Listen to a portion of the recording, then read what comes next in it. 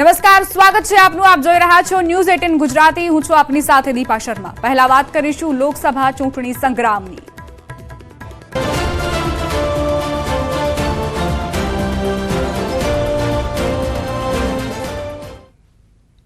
લોકસભાની ચૂંટણી અંગે સૌથી મોટા સમાચાર પ્રાપ્ત થઈ રહ્યા છે. આવતીકાલે બપોરે 3 વાગે ચૂંટણીની જાહેરાત થશે. આવતીકાલે લોકસભા ચૂંટણીની તારીખોનું એલાન કરવામાં આવશે. લોકસભા ચૂંટણીની જાહેરાતનું કાઉન્ટડાઉન શરૂ થઈ ગયું છે. ગુજરાતમાં 26 લોકસભાની સાથે 6 વિધાનસભા બેઠકની પેટા ચૂંટણીની પણ જાહેરાત થશે. આવતીકાલે 6 બેઠકની પેટા ચૂંટણીની પણ જાહેરાત થશે. વિધાનસભાની વિસાવદર, વાઘોડિયા, પોરબંદર બેઠક હાલ ખાલી છે. વિધાનસભાની ખંભાત, વિજાપુર, માણાવદર બેઠક હાલ ખાલી છે. એટલે લોકસભાની 26 બેઠક ગુજરાતની અને સાથે જ 6 વિધાનસભા બેઠક જેની પેટા ચૂંટણીની તારીખોનું એલાન કાલે થશે.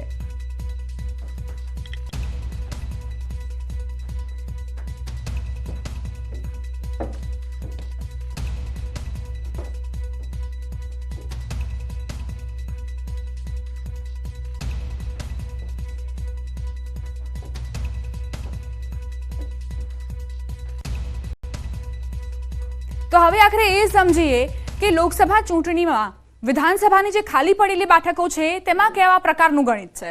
વાત કરીએ તો પેટા ચૂંટણીની સંભાવના આખરે કેમ ઉપજી, કારણ કે અર્જુન મોઢવાડિયાએ રાજીનામું આપી દીધું અને સાથે સાથે ચિરાગ પટેલે પણ રાજીનામું આપી દીધું ખંભાતમાં. ભૂપત ભાયાણીએ રાજીનામું ધરી દીધું વિસાવદર બેઠક પરથી.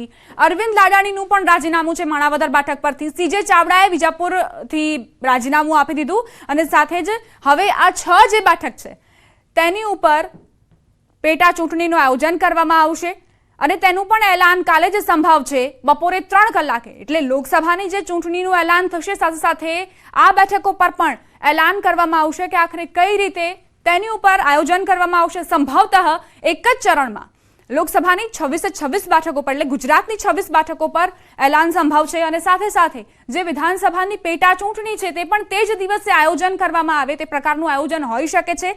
પરંતુ હવે સંભવતઃ એવી પણ જાણકારી મળી રહી છે કે હવે આગળ વાત કરીએ લોકસભા 2019ના પરિણામની, તો ભાજપ પાસે 303 બેઠક હતી અને કોંગ્રેસ પાસે 52 બેઠકો હતી 2019માં અને 187 બેઠકો પર અન્ય જીત હાંસલ કરી હતી. અમારા સંવાદદાતા પ્રણવ જોડાઈ ગયા છે વધુ જાણકારી સાથે. પ્રણવ, કાલે બપોરે 3 કલાકે ચૂંટણી કમિશનર જાહેરાત કરી શકે છે. ગુજરાતની વાત કરીએ તો 26 બેઠકો પર એક જ ચરણમાં મતદાન થાય તેવી સંભાવના છે. શું જાણકારી આપની પાસે?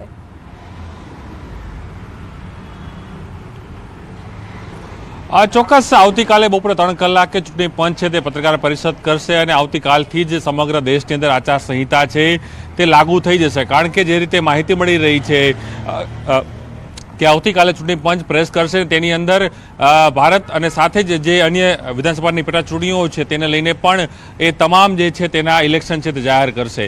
શેડ્યુલ પ્રમાણે જે માહિતી મળી રહી છે તે પ્રમાણે ગુજરાતની અંદર જે 26 લોકસભા બેઠકો છે અને બીજી અન્ય જે 6 પેટા ચૂંટણી થવાની છે વિધાનસભાની, જેની અંદર અનેક જે ધારાસભ્યોએ રાજીનામા આપ્યા તેના કારણે તે પેટા ચૂંટણી થશે. તેની અંદર પોરબંદર છે, વિસાવદર છે, ખંભાતની બેઠક છે, વિજાપુરની બેઠક છે, માણાવદરની બેઠક છે. આ 6 બેઠકો ઉપર પણ ચૂંટણી છે જાહેર થશે. પરંતુ સાથે જ 26 જે લોકસભા બેઠકો છે ગુજરાતની જો વાત કરવામાં આવે તો તેની અંદર ગુજરાતની 26 લોકસભા બેઠકો એક સાથે ચૂંટણી થશે તે પ્રકારનું પણ કંઈક આયોજન ચૂંટણી પંચનું છે તે પ્રકારની પણ માહિતી મળી રહી છે. સમગ્ર દેશની અંદર જે રીતે ભારતીય જનતા પાર્ટી તરફથી જે પ્રચાર થઈ રહ્યો છે, કોંગ્રેસ પાર્ટી પણ પોતાનો પ્રચાર કરી રહી છે, અન્ય પક્ષો પણ પોતાનો પ્રચાર કરી રહ્યા છે અને સાથે જ આજે પણ ગુજરાતની અંદર ખુદ જે ગાંધીનગર લોકસભાના જે ઉમેદવાર છે ભારતીય જનતા પાર્ટીના અમિત શાહ અને જે કેન્દ્રીય ગૃહમંત્રી અને સહકારિતા મંત્રી છે તે ખુદ પોતાના તમામ જે કાર્યકર્તાઓ છે બૂથના કાર્યકર્તાઓ સાથે બેઠક કરી રહ્યા છે. તેઓ પોતાના ચૂંટણીના પ્રચારના શ્રી ગણેશ આજે તેઓ કરી દીધા છે અને સાથે આજે પણ 1 to 1 આ તમામ જે વિધાનસભા દીઠ જે ઇન્ચાર્જો છે, નિરીક્ષકો છે તેનું સાથે તેઓ બેઠક કરી રહ્યા છે, 1 to 1 મુલાકાત કરી રહ્યા છે. હાલ જે અપડેટ મળી રહ્યું છે તે પ્રમાણે ગાંધીનગર જે લોકસભા છે તેના અલગ અલગ જે જવાબદાર અધિકારીઓ છે તેની સાથે મુલાકાત અમિત શાહ કરી રહ્યા છે. અને જો વાત કરીએ આવતીકાલની તો આવતીકાલે પણ બપોરે 3 કલાકે ચૂંટણી પંચ છે સત્તાવાર જાહેરાત કરશે. તેની અંદર તબક્કાવાર કઈ રીતે ઇલેક્શન થશે, તબક્કાવાર કઈ રીતે સ્ટેટની અંદર મતદાન થશે અને સાથે જ એ પણ માનવામાં આવી રહ્યું છે કે ચૂંટણી પંચે પોતાની જે કામગીરી છે તે અગાઉથી જ શરૂ કરી દીધી હતી. નવા જે યુવા મતદારો છે તેને કઈ રીતે પ્રોત્સાહિત કરવા, નવા યુવા મતદારો કઈ રીતે વધુ મતદાન કરે તે પ્રકારનું પણ ચૂંટણી પંચે એક આયોજન કર્યું છે. અને સાથે જ અલગ અલગ જે હેન્ડીકેપ હોય કે વિકલાંગ છે તેને કઈ રીતે મતદાન કરી શકાય, ઓનલાઈન મતદાન કઈ રીતે માની શકાય કે જે લોકો ભલે મતદાન કરવા બૂથ સુધી નથી પહોંચી શકતા પરંતુ તે લોકોને પણ મતદાન થઈ શકે તે પ્રકારની પણ વ્યવસ્થા કરી રહી છે. કારણ કે કોઈ પણ નાગરિક પોતાના મતાધિકારનો ઉપયોગ કર્યા વગર ન રહી શકે તેને લઈને જ ચૂંટણી પંચે પણ અલગ અલગ જે વ્યવસ્થાઓ છે તે કરી છે. તેને લઈને પણ આવતીકાલે ચૂંટણી જે કમિશનર છે, મુખ્ય ચૂંટણી કમિશનર અને જે અન્ય 2 કમિશનર હોય છે તે તેને લઈને બ્રીફ કરશે. અટકાવવા માંગુ છું, અમારી સાથે રાજકીય વિશ્લેષક ધૈવત ત્રિવેદી પણ જોડાઈ ગયા છે. ધૈવતભાઈ, શું લાગી રહ્યું છે આપને? લોકસભાની ચૂંટણીનું એલાન થવાનું છે તો 7 તબક્કામાં થશે કે કેટલા તબક્કામાં થવાની સંભાવના? લગભગ છેલ્લા 3 વખતથી તો આપણે જોઈએ છીએ કે લોકસભાની ચૂંટણી 5 થી 7 તબક્કામાં મતદાન થતું હોય છે અને એ આ વખતે પણ એ જ પ્રકારે આયોજન થાય એવી પૂરી શક્યતા છે અને આવકાર્ય પણ છે. કારણ કે આવડા મોટા દેશમાં એક સરખી રીતે, ન્યાયિક રીતે અને વ્યવસ્થા તંત્ર સચવાય એવી રીતે ચૂંટણી પ્રક્રિયા યોજવી હોય ત્યારે અલગ અલગ તબક્કામાં, અલગ અલગ ફેઝમાં એની ગોઠવણ થતી હોય છે. એટલે આ વખતે પણ હું માનું છું કે 5 થી 7 તબક્કામાં ચૂંટણી જાહેર થશે, કાર્યક્રમ એનો આવશે અને એમાં પણ ગુજરાતની ચૂંટણી કદાચ બીજા કે ત્રીજા ફેઝમાં ગુજરાતમાં મતદાન યોજાય એવી શક્યતા પૂરેપૂરી છે. અને ગુજરાતની 26 લોકસભા બેઠકની સાથે સાથે વિધાનસભાની જે પેટા ચૂંટણી યોજાવાની છે તો શું લાગી રહ્યું છે, એક જ દિવસે તમામ બેઠકો પર આયોજન થશે? એ તો સંપૂર્ણપણે એવું થશે જ્યારે લોકસભાની ચૂંટણીના દિવસે જ વિધાનસભાની ચૂંટણીનું પણ મતદાન હશે. જે બેઠકો ખાલી પડી છે અને જ્યાં પેટા ચૂંટણી યોજાવાની છે, વિસાવદર, પોરબંદર વગેરે બેઠકો જ્યાં કોંગ્રેસના ધારાસભ્યો રાજીનામા આપ્યા છે એ દરેક બેઠકો ઉપર પેટા ચૂંટણી પણ લોકસભાની ચૂંટણીના દિવસે જ યોજાય. આવું ભૂતકાળમાં પણ થયેલું છે. એટલે 2 અલગ ચૂંટણી, લોકસભાની એક દિવસ હોય, વિધાનસભાની બીજા દિવસ હોય એવું શક્યતા બિલકુલ નથી અને એ બંને વિધાનસભાની પેટા ચૂંટણી અને લોકસભા બંનેનું મતદાન એ જે તે બેઠકો પૂરતું એક જ દિવસે રહે એવી પૂરી શક્યતા. ધૈવતભાઈ, અમારી સાથે જોડાયેલા રહેજો આપ, આગળ પણ જાણકારી લઈશું. की घोषणा होती है तो उसी समय जो फिलहाल तमाम जो एंटी नेशनल तत्व होते हैं वो एक्टिव हो जाते हैं. तमाम लोगों को पैसा देना शुरू कर देते हैं, नशे के लिए उनको सामग्रियां दी जाती है, शराब दिए जाते हैं. तो उन चीजों पर लगाम लगाने के लिए सुरक्षा एजेंसियों को किस तरह से डिप्लॉयड किया जाए, किस तरह उनको और सजग बनाया जाए, इसको लेकर फिलहाल चुनाव आयोग ने कमर कस लिया है. और कल 3 बजे के बाद मॉडल कोड ऑफ कंडक्ट लग जाएगा तो जितनी सरकारी योजनाएं हैं उन पर तत्काल रोक लगा दी जाएगी कि कोई घोषणा न की जाए. और चुनाव आयोग ने इससे पहले तमाम राजनेताओं को भी फिलहाल ये अल्टीमेटम दे दिया है कि चुनावी भाषण के दौरान अपनी भाषा તો ચૂંટણી કમિશનર કાલે 3 વાગે એલાન કરશે, પરંતુ ત્યારે એ સમજવાની પણ જરૂર છે કે દેશભરમાં ઘણા એવા રાજ્યોમાં જે સંવેદનશીલ વિસ્તારો છે ત્યાં કેવી રીતે સુયોજન રીતે ચૂંટણીનું આયોજન થાય જેથી કોઈ પણ અનિચ્છનીય ઘટના ન બને. અને સાથે ઘણી વખત એવું પણ બનતું હોય છે કે મતદારોને આકર્ષવા માટે, રીઝવવા માટે લાલચ આપવામાં આવતી હોય છે. તેના ઉપર પણ રોક લગાવવા સુરક્ષા એજન્સીઓની ડિપ્લોયમેન્ટ પર ધ્યાન આપવામાં આવશે. અમારી સાથે રાજકીય વિશ્લેષક ધૈવતભાઈ જોડાયેલા છે. ધૈવતભાઈ, ગુજરાતમાં તો એવા ઓછા જ વિસ્તાર હશે કે જે સંવેદનશીલ વિસ્તારમાં આવતા હશે. અન્ય રાજ્યોની વાત કરીએ તો ત્યાં જેમ કે યુપી છે, ખૂબ જ મોટું રાજ્ય છે, તો ક્ષેત્રની, ભૌગોલિક ક્ષેત્રની દ્રષ્ટિએ પણ ત્યાં મેનેજમેન્ટ કરવું થોડું ટફ રહેતું હશે. તો એવા રાજ્યોની અને ગુજરાતની એ વિશે આપ કેવી રીતે મૂલવો છો સુરક્ષા એજન્સીઓની કામગીરીને? બનશે આ વખતે અત્યારે જે પરિસ્થિતિ, વર્તમાન પરિસ્થિતિના સંદર્ભમાં જોઈએ તો ખેડૂત આંદોલનથી પ્રભાવિત જે રાજ્યો છે ત્યાં અને CAA નો વિરોધ કરી રહેલા બંગાળ અને પૂર્વોત્તરના રાજ્યો છે ત્યાં એ ચૂંટણી પ્રક્રિયા ન્યાયિક રીતે યોજાય એ થોડું પડકારજનક બનશે. પરંતુ બાકીના દેશમાં એવી સ્થિતિ નથી. હા, કેટલીક બેઠકો એવી ચોક્કસ દરેક વખતે હોય છે જ્યાં જે સંવેદનશીલ મનાય, જ્યાં બાહુબલી ઉમેદવારો હોય અથવા તો એ પ્રકારના તત્વોનું જોર વધારે હોય એવી બેઠકો ઉપર ચોક્કસપણે માહોલ તંગ રહેતો હોય. પરંતુ એકંદરે આ ખેડૂત આંદોલન પ્રભાવિત રાજ્યો હરિયાણા, પંજાબ અને કંઈક અંશે બંગાળ, અને બંગાળમાં દર વખતે ચૂંટણી લોહિયાળ અને હિંસક બનતી જ રહી છે. આ વખતે ત્યાં સીએએ નો મુદ્દો પણ છે. આસામમાં પણ સીએએ નો બહુ વ્યાપક વિરોધ થઈ રહ્યો છે. પૂર્વોત્તર રાજ્યો પણ દર વખતે સંવેદનશીલ મનાતા રહ્યા છે. એટલે એટલા બેલ્ટ પૂરતી ચૂંટણી પંચ માટે ન્યાયિક ચૂંટણી યોજવી એ મોટો પડકાર બની રહેશે. પરંતુ બાકીના ભારતમાં એવી મોટી તંગદિલી સર્જાય. અને ધૈવતભાઈ, શું મેમાં આ ચૂંટણીનું આયોજન થશે? ગુજરાતની વાત કરીએ, અથવા તો એપ્રિલની એન્ડિંગમાં સંભવતઃ બીજા કે ત્રીજા ચરણમાં આયોજન થઈ શકે છે. શું લાગી રહ્યું છે આપને? મેં પહેલા જ કીધું એ પ્રમાણે ગુજરાતમાં લગભગ ત્રીજા તબક્કામાં ગુજરાતમાં મતદાન આવે એવી શક્યતા છે. અગાઉ 2019માં પણ આ પરિસ્થિતિ હતી, ત્યારે ગુજરાતમાં બીજા તબક્કામાં મતદાન હતું. 2014માં ત્રીજા તબક્કામાં ગુજરાતમાં મતદાન થયેલું હતું. જે જગ્યાએ મોન્સૂન રાખવામાં આવે છે એ રાજ્યોને પહેલા ગણવામાં આવે છે. મોટા ભાગે ચૂંટણીનું આયોજન એ રીતે થતું રહે, અને એ પ્રમાણે એ ક્રમમાં કેરળ સૌથી નૈઋત્યનું ચોમાસું પ્રવેશ કરે એને ધ્યાનમાં રાખીને એ રાજ્યો પહેલા આવે, ગુજરાત એ પછીના ક્રમે આવે. એટલા માટે ગુજરાત લગભગ બીજા કે ત્રીજા ફેઝમાં હોય, અને સમગ્ર ચૂંટણી પ્રક્રિયા ચોમાસાનું સત્તાવાર આગમન થાય એ પહેલા પૂરી થઈ જાય. આ પ્રકારે આયોજન ચૂંટણી પંચ દર વખતે કરતું રહ્યું છે. આ વખતે પણ એમ જ થશે. અને ધૈવતભાઈ, શું લાગી રહ્યું છે, જેમ કે અલગ અલગ ઝોન છે, સૌરાષ્ટ્ર, ઉત્તર ગુજરાત, દક્ષિણ ગુજરાત, કચ્છ, તો અલગ અલગ તબક્કામાં આયોજન કરવામાં આવશે કે પછી એક જ તબક્કામાં તમામ જિલ્લાઓને આવરી લેવામાં આવશે, 26 બેઠકોને આવરી લેવાશે? એ આપણે જૂનો ભૂતકાળ જોઈએ તો 2 વખત એવું બન્યું છે કે આખા ગુજરાતમાં અલગ અલગ બેઠકોની અલગ અલગ દિવસે મતદાન થયું હોય, એવું પણ બન્યું છે. એટલે આ વખતે શું બનશે એ કહેવું અનિશ્ચિત ગણાય, કારણ કે ચૂંટણી પંચ કયા માપદંડથી આયોજન કરે છે એના આધારે એ નિર્ણયો લેવાતા હોય. એટલે ભૂતકાળમાં એવું પણ બન્યું છે કે ગુજરાતની અમુક બેઠકો ઉપર મતદાન એક દિવસે હોય, અમુક બેઠકો ઉપર બીજા દિવસે થયું હોય, અને એવા પણ કિસ્સા છે 2019 દિવસે 26 ઉપર 2014માં મતદાન થયું હતું. એના 2005માં પણ ગુજરાતમાં 2 તબક્કામાં મતદાન થયેલું હતું. એટલે આ વખતે કયા આયોજન થાય છે એ પ્રમાણે ચૂંટણી પંચ કઈ રીતે નિર્ણય લે એ આપણે ન કહી શકીએ, પણ આપણું અનુમાન એવું માની શકાય કે 26 બેઠકો ઉપર એક જ દિવસે જો ગુજરાતમાં મતદાન હોય એ દિવસ એ ફેઝમાં જો રાજ્યો, મોટા ભાગે ચૂંટણી પંચ એવી રીતે આયોજન કરતું હોય છે કે એક ફેઝમાં 70 થી વધારે બેઠકો ન આવે. એ જો એ આંકડામાં જો ગુજરાતની બેઠકો 26 બેઠકોનો ટોટલ બાકીના રાજ્યોની સાથે 70 જેટલો થતો હશે તો ગુજરાતમાં પણ એક જ દિવસમાં તમામ બેઠકોનું મતદાન યોજાય એવી શક્યતા.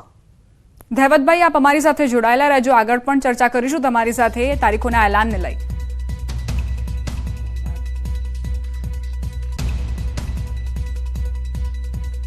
બુલેટિનમાં રોકાઈશું એક નાનકડા વિરામ માટે. આપ જોતા રહો news 18 Gujarati.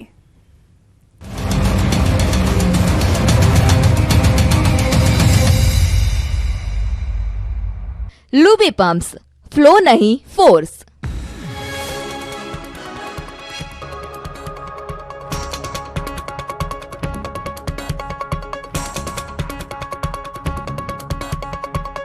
Luby pumps, flow नहीं फोर्स। बेटा मोहन भागवत बैठक में રહેશે હાજર। એક દેશ એક ચૂંટણી અંગે કોવિડ સમિતિએ રાષ્ટ્રપતિને સોંપ્યો રિપોર્ટ. 191 દિવસમાં 18,000 પેજનો રિપોર્ટ તૈયાર કરાયો. રિપોર્ટમાં સમિતિએ 2029માં એક સાથે ચૂંટણી યોજવાની ભલામણ કરી. માણાવદરના પૂર્વ ધારાસભ્ય અરવિંદ લાડાણીએ કર્યા કેસરિયા. વંથલીમાં સીઆર પાટીલ ખેસ પહેરાવીને ભાજપમાં આવકાર્યા. કોંગ્રેસના જૂના જોગી અરવિંદ લાડાણી સાથે કાર્યકર્તાઓએ પણ કર્યા કેસરિયા. સુરતમાં સહકારી ક્ષેત્રને લઈને સીઆર પાટીલનું નિવેદન. કહ્યું, પહેલા પાર્ટીના કાર્યકરો સહકારી ક્ષેત્રના આગેવાનો સાથે ઈલું કરતા હતા, હવે પાર્ટીના મેન્ડેટ વગર કોઈ ચૂંટણી નહીં લડે. જૂનાગઢમાં સીઆર પાટીલે કાર્યકર્તાઓને કરી ટકોરો. કહ્યું, ચૂંટણી પૂરી થાય ત્યાં સુધી ભાજપનો એક પણ કાર્યકર્તા ઘરે ન બેસે. કોઈ પણને નારાજગી હોય તો જિલ્લા પ્રમુખને કહો અથવા મને ફોન કરો, આપણે રસ્તો કાઢીશું. ભરૂચ કોંગ્રેસમાં મોટી નવાજૂનીના એંધાણ. સ્વ અહેમદ પટેલના પુત્ર ફૈઝલ પટેલે કર્યું સૂચક ટ્વીટ. ફૈઝલ પટેલે ભરૂચ બેઠકથી લોકસભા લડવાની ઈચ્છા બતાવી. વલસાડ જિલ્લામાં કોંગ્રેસના સક્રિય આગેવાનોએ ભાજપનો ખેસ ધારણ કર્યો. જિલ્લા કોંગ્રેસના અગ્રણી નરેશ વળવી અને ઉમરગામના ભગવાન ભરવાડે કોંગ્રેસનો હાથ છોડી કેસરિયા કર્યા. મંત્રી કનુભાઈ દેસાઈની અધ્યક્ષતામાં તમામ ભાજપમાં જોડાયા. ગાંધીનગરમાં સેક્ટર 11માં ધારાસભ્ય અલ્પેશ ઠાકોરના કાર્યાલયનું ઉદઘાટન કરાયું. વૈદેહી 2માં નવું કાર્યાલય ખુલ્લું મૂકવામાં આવ્યું. ગૃહ રાજ્યમંત્રી હર્ષ સંઘવી, આરોગ્ય મંત્રી ઋષિકેશ પટેલ હાજર રહ્યા. અમદાવાદ પૂર્વના ભાજપ ઉમેદવાર હસમુખ પટેલે અલ્પેશ ઠાકોર પર આપ્યું નિવેદન. કહ્યું, અલ્પેશ ઠાકોરને આ બેઠકની તાકાતનો અંદાજ નથી. અલ્પેશભાઈ અહીં 1.5 વર્ષથી આવ્યા છે, હું અહીં 5 વર્ષથી છું. ગાંધીનગરમાં સીએએ સંદર્ભે અભિવાદન કાર્યક્રમ યોજાયો. ગૃહ રાજ્યમંત્રીની અધ્યક્ષતામાં કાર્યક્રમનું આયોજન કરાયું. સીએએ બિલના લાભાર્થીઓએ હર્ષ સંઘવીનો આભાર માન્યો. સીએએના અમલ બાદ ગુજરાતમાં વસતા શરણાર્થીઓને ઇન્ડિયન સિટીઝનશીપ સર્ટિફિકેટ એનાયત કરાયું. શરણાર્થીઓને નાગરિકતા આપતું મોરબી પ્રથમ શહેર બન્યું. ધારાસભ્ય કાંતિ અમૃતિયાની હાજરીમાં 13 લોકોને ભારતીય નાગરિકતાનું સર્ટિફિકેટ અપાયું. લોકસભા ચૂંટણીમાં અમદાવાદ પૂર્વ બેઠક પરથી હસમુખ પટેલને કરાયા રિપીટ. હસમુખ પટેલને ફરીથી ટિકિટ અપાતા કાર્યાલય પર કાર્યકર્તાઓનો જમાવડો. હસમુખ પટેલે ભાજપના શીર્ષ નેતૃત્વનો આભાર માન્યો. સંઘ પ્રદેશ દાદરાનગર હવેલી લોકસભા બેઠક પર ભાજપે ઉમેદવાર તરીકે કલાબેન ડેલકરનું નામ જાહેર કર્યું. પરિવાર સહિત કાર્યકર્તાઓમાં ખુશી જોવા મળી. છોટાઉદેપુર લોકસભા બેઠક પરથી ભાજપે જશુ રાઠવાને આપી ટિકિટ. જશુ રાઠવાને ટિકિટ અપાતા જિલ્લામાં ખુશીનો માહોલ. પરિવારજનો સહિત કાર્યકર્તાઓએ ફટાકડા ફોડી ઉજવણી કરી. જશુ રાઠવાએ 5 લાખથી વધુની લીડથી જીતનો દાવો કર્યો. વિરામ બાદ આપનું સ્વાગત છે. સૌથી વધારે મહત્વની વાત ઉત્તરાખંડને લઈને હવે કરી લઈએ કે જે વાત કરવામાં આવી હતી 5 બેઠકો કે જ્યાં આગળ શું છે મિજાજ લોકોનો ઉત્તરાખંડમાં. સૌથી વધારે મહત્વની વાત તે માટે પણ ઉત્તરાખંડને લઈને, કારણ કે એક તરફ દિલ્હી સ્પષ્ટ કરી ચૂક્યું છે 7માંથી 7 બેઠક. ઉત્તરાખંડ શું કહી રહ્યું છે? 5 બેઠક પર એનડીએને મળવાનું અનુમાન છે. અહીંયા પણ સુપડા સાફ જોવા મળી રહ્યા છે. એનડી ગઠબંધનના ઇન્ડિયાના અહીંયા પણ એ જ પરિસ્થિતિની સામનો કરવો પડી શકે છે ઉત્તરાખંડની અંદર. પાર્થિવભાઈ, ફરી એક વખત એ જ સવાલ, કારણ કે દિલ્હી પણ નજીકમાં, દિલ્હીમાં પણ એવું કીધું હતું કે 7માંથી 7 બેઠક જે છે તે એનડીએને, અહીંયા પણ 5માંથી 5 બેઠક. ભલે તમે 2019 કરતા સારા પરિણામ તરફ. હું સિદ્ધાર્થભાઈ, હું કંઈક કહીશ તો પાછા રાજકીય વિશ્લેષકને ખોટું લાગશે કે ખોટું બોલે છે ને તમે એક જ તે સાચા ભાઈ, બાકી તો બધા જૂઠા, ઇન્ક્લુડિંગ ન્યૂઝ ચેનલ નો રિપોર્ટ ખોટો, ન્યૂઝ ચેનલ નો સર્વે ખોટો. It is hate, it is I mean ભાઈ, ઇટ ઇઝ હાઈટ. મને તો કમલમ ના તમે જે એલિગેશન આપો છો ને, મુખડા દેખો દર્પણ મે, મુખડા દેખો દર્પણ મે, પોતે કેટલા દૂધના ધોયેલા છે, પોતે કેટલા દૂધના ધોયેલા છે એ જોવો. તમે કેટલું જૂઠું બોલો છો, કેટલું વિરોધી બોલો છો, કેટલું ભારત દેશ વિરોધી બોલો છો, કેટલું ભારતીય વિરોધી બોલો છો. પેલા મોઢું તો જોવો તમારું કાચમાં. ઉત્તરાખંડ ક્યારે વિરોધી બોલે? તમે અત્યારે બોલો છો આ શું ભારત દેશ વિરોધી કયો શબ્દ બોલે? ભારત દેશ વિરોધી તમે શબ્દ બોલ્યો, આ જુઠ્ઠાનું કઈ રીતે ચાલે? ભારત દેશની વાત, ભારત દેશ માટે આ ભારતીય બલિદાન આપ્યા છે. આ પ્રકારનો જુઠ્ઠો મંદિર વિરોધી વાત કરી, મંદિર વિરોધી વાત કરી, મંદિર વિરોધી વાત કરી. અરે મંદિર વિરોધી વાત કરી એ છોડી, તમારી માટે ધર્મ એક જ છે, તમારો એક જ ધર્મ છે, તમે એક જ ધર્મની પૂજા કરો છો, એક જ ધર્મ માટે જો, એક જ ધર્મને અનુસરો કોંગ્રેસ પર, જેનો કોઈ ગ્રેસ નથી. કોંગ્રેસ, કોંગ્રેસ, કોંગ્રેસ ભારત દેશનો વિરોધી, કોંગ્રેસ તિરંગો ધર્મ છે. તિરંગો ધર્મ છે. બોલતા પહેલા વિચારજો, હવે તિરંગા વિરુદ્ધ બોલશો નહીં, તમને આખી દુનિયા જાણે છે.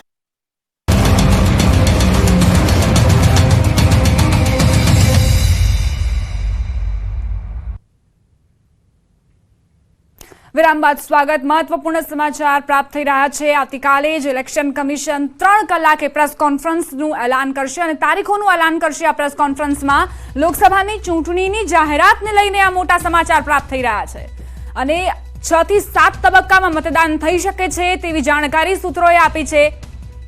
એપ્રિલ અને મેમાં મતદાનની તારીખ હોઈ શકે છે તેવી જાણકારી પણ અમને વિશ્વસનીય સૂત્રોએ આપી છે. મતગણતરી મેના છેલ્લા અઠવાડિયામાં થઈ શકે છે, એટલે મેના અંત સુધીમાં આખું ચિત્ર સ્પષ્ટ થઈ જશે અથવા જૂનના પહેલા અઠવાડિયામાં મતગણતરી થઈ શકે છે. આવતીકાલે બપોરે 3 કલાકે પ્રેસ કોન્ફરન્સમાં તમને જે પ્રશ્નો છે તે તમામનો જવાબ મળી જશે. આખરે કેટલા તબક્કામાં આ ચૂંટણીની તારીખોનું એલાન કરવામાં આવશે તે જાણકારી પણ મળશે. 2019ની વાત કરીએ તો 7 તબક્કામાં લોકસભા ચૂંટણીની તારીખોનું એલાન કરવામાં આવ્યું હતું.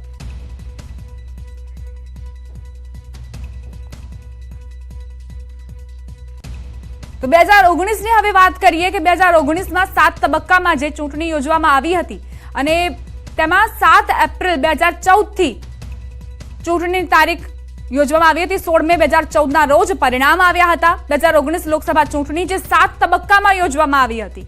અલગ અલગ 7 તબક્કામાં અલગ અલગ રાજ્યોમાં આયોજન કરાયું હતું. 11 એપ્રિલ 2019 થી પ્રથમ તબક્કાની શરૂઆત થઈ હતી અને 23 મે 2019ના રોજ પરિણામ જાહેર કરવામાં આવ્યું હતું. 23 મેના રોજ આખું ચિત્ર સ્પષ્ટ થઈ ગયું હતું. 2019માં 2009 લોકસભાની ચૂંટણી 2 માર્ચે જાહેર થઈ હતી.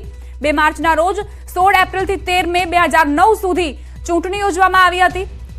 16 મે 2009ના રોજ પરિણામની જાહેરાત થઈ હતી. તો 2009માં શું હતું તે તમને માહિતગાર કરાવી રહ્યા છીએ. 2009 લોકસભાની ચૂંટણી 2 માર્ચે જાહેર થઈ હતી. 16 એપ્રિલથી લઈને 13 મે સુધીનો સમયગાળો હતો લોકસભા ચૂંટણીનો. 16 મે 2009ના રોજ પરિણામની જાહેરાત કરવામાં આવી હતી. લોકસભા ચૂંટણીની જાહેરાત પહેલા તમને એ જાણકારી આપી રહ્યા છીએ, મોટો જે ગણિત છે તે તમને જણાવી રહ્યા છીએ કે આખરે 2009માં શું હતું, 2014માં શું હતું, 2019માં શું હતું.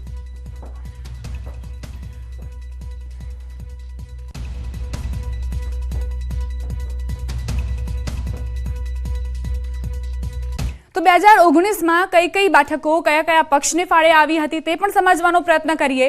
ફટાફટ એ જાણી લઈએ કે ઓવરઓલ વાત કરીએ એનડીએની વાત કરીએ તો 353 સીટ્સ પર તેમણે વિજય મેળવ્યો હતો અને વોટ શેરની વાત કરીએ તો 47.16% વોટ શેરિંગ હતું. યુપીએની વાત કરીએ તો 129 બેઠક પર તેમણે જીત મેળવી હતી અને વોટ શેરની વાત કરીએ 30.34% 2019માં યુપીએનો વોટ શેર હતો. અન્યના ફાળે 61 બેઠકો આવી હતી અને 22.50% તેમનો વોટ શેર હતો. હવે આવી ઓવરઓલ પર તો અન્યના ફાળે 61 બેઠક પર વિજય સાથે 22.50% વોટ શેર તેમની પાસે હતો. વાયએસઆર ને 22 અને 2.49% તેમનો વોટ શેર હતો. બીજેડીની 12 1.33% વોટ શેર. બીએસપીની વાત કરીએ તો 10 બેઠક પર જીત 3.59% તેમને વોટ મળ્યા હતા. બીઆરએસને 9 અને 1.27% તેમનો વોટ શેર હતો. એઆઈએમઆઈએમની વાત કરીએ તો 2 બેઠક પર જીત હતી અને 0.20% તેમનું વોટ શેરિંગ રહ્યું. એડીએમકેની વાત કરીએ 1% એટલે 1 સીટ પર તેમને 0.16% વોટ મળ્યા હતા. અન્ય પર 5 અને 5 બેઠક પર જીત મળી હતી. 13.5% તેમનો વોટ શેર રહ્યો હતો. હવે અલાયન્સ વાઇઝ વાત કરીએ કે આખરે એનડીએ અને યુપીએની કેવા પ્રકારની સ્થિતિ હતી તો 353 સીટ્સ પર એનડીએને વિજય મળ્યો હતો અને જેમાં NDA, BJP, JDU, Shiv Sena, LJP, TDP અને અપના દળનો સમાવેશ થાય છે. હવે સીટ્સની વાત કરીએ તો બીજેપીને સૌથી વધુ 303 સીટ્સ પર વિજય મળ્યો હતો અને વોટ શેરની વાત કરીએ 37.41% વોટ શેર અને 16 બેઠક પર જેડીયુની વાત કરીએ તો જેડીયુને 16 બેઠક પર જીત મળી હતી. 1.48% તેમનો વોટ શેર હતો. શિવસેનાની વાત કરીએ 13 બેઠક પર તેમણે જીત મેળવી હતી અને 1.67% તેમને વોટ્સ મળ્યા હતા. એલજેપીને 6 બેઠક પર જીત મળી હતી અને 0.53% તેમને વોટ્સ મળ્યા હતા. તો આ આખું ગણિત છે 2019નું. હવે